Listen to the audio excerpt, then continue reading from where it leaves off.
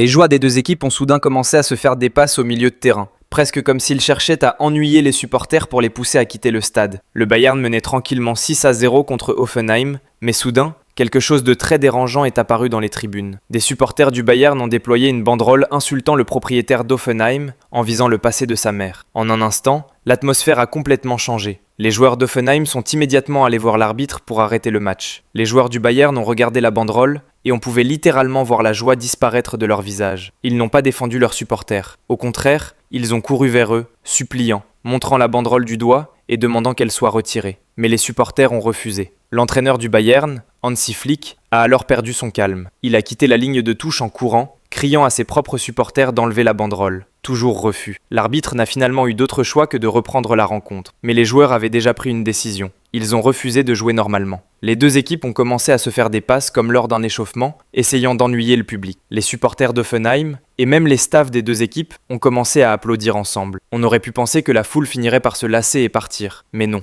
Ils sont restés, toujours avec la banderole. Alors les joueurs ont maintenu leur position jusqu'au coup de sifflet final. Ce n'était pas une protestation contre l'adversaire, mais un message clair. Le football peut parfois devenir toxique, mais la haine ne doit jamais contrôler le jeu.